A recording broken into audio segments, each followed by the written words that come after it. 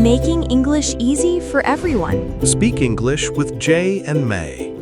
Hey, English learners. Welcome back to Speak English with Jay and May, your cozy little place to build your English confidence. I'm May.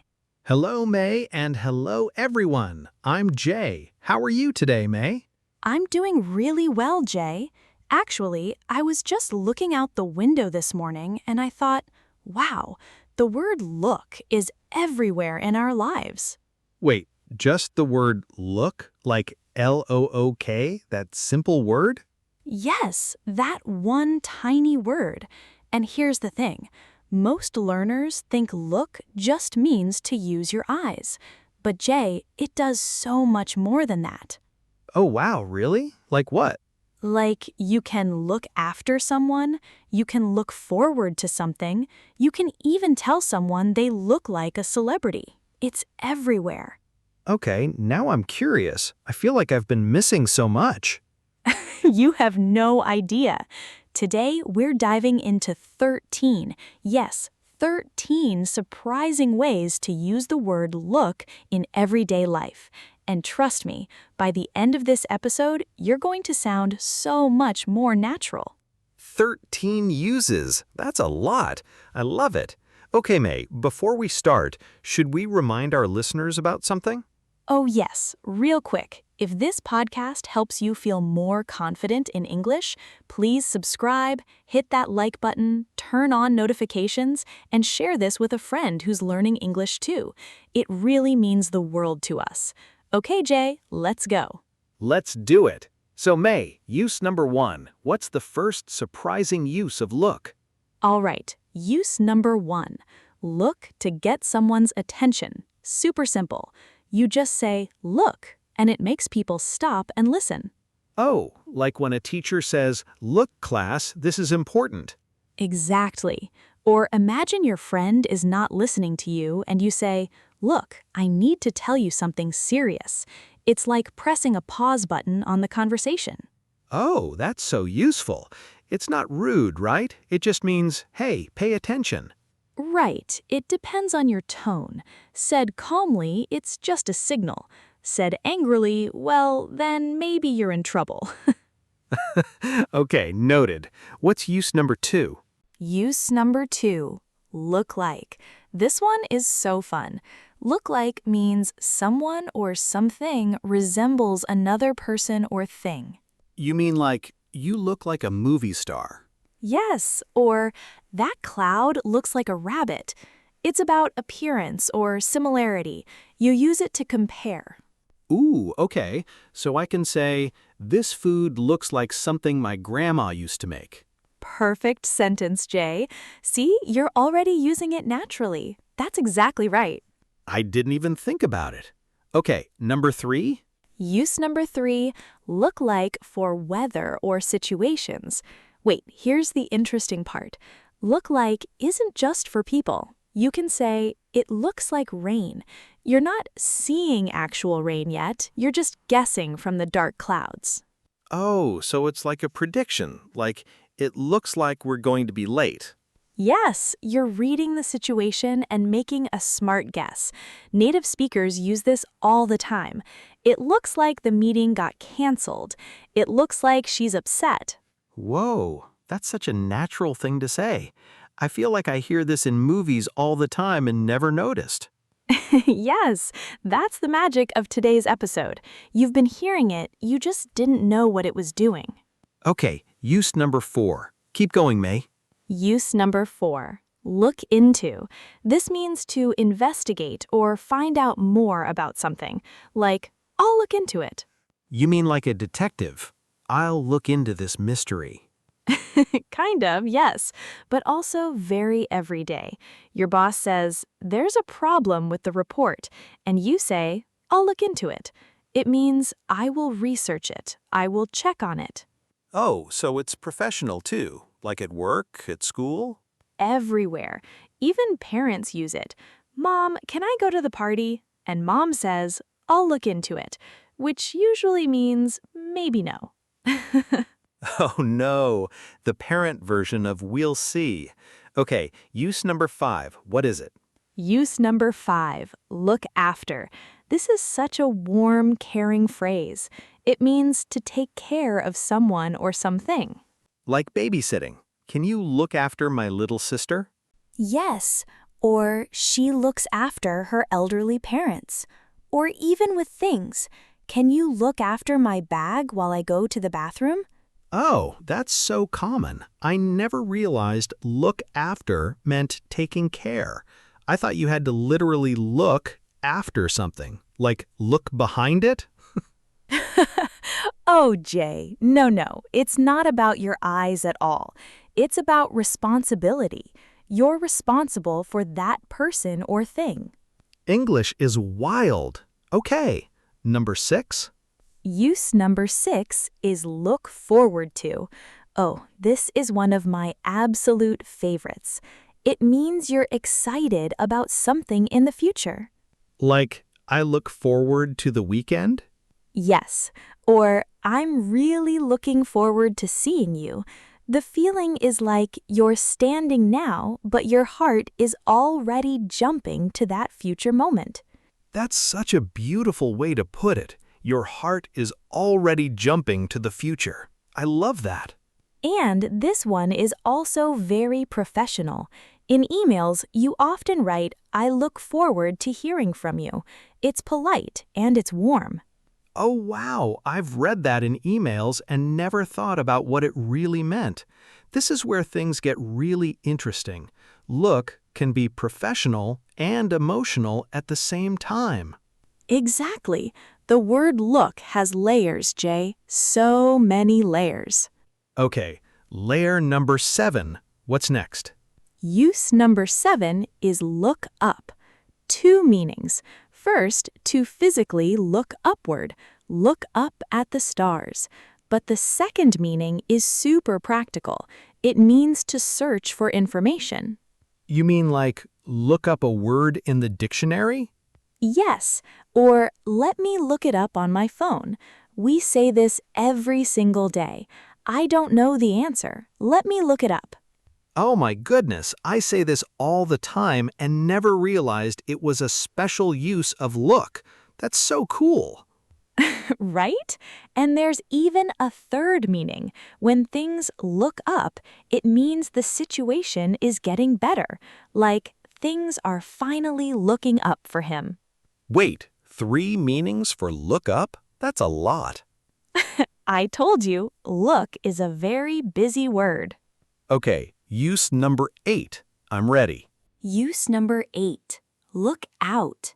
This one could save your life.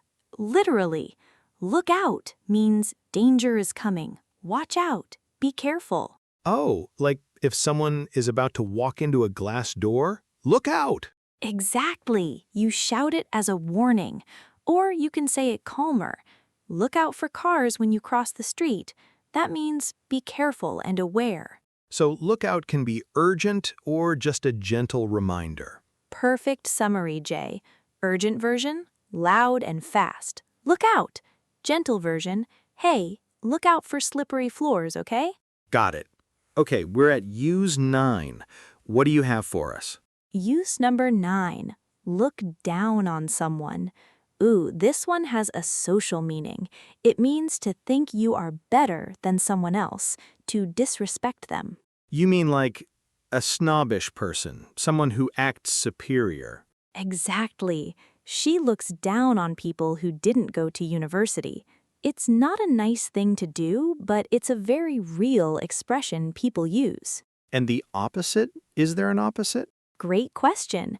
Look up to someone. That's the opposite. It means to admire someone, to respect them.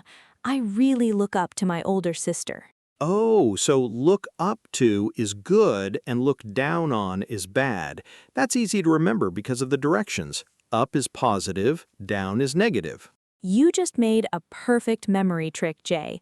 Up equals respect, down equals disrespect. Brilliant. Sometimes I surprise myself. Okay, number 10. Use number 10. Look on the bright side. This is so important for life, not just English. It means to find something positive in a bad situation.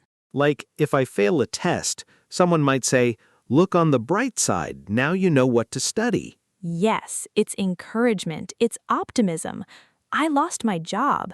Look on the bright side, now you have time to find something better. I love that. It's such an English way to cheer someone up. You know, when I was going through a really hard time once, a friend said this to me, and it genuinely helped me shift my thinking. Sometimes one phrase can change your whole mood. Wow, that's powerful. English phrases can actually change how we feel.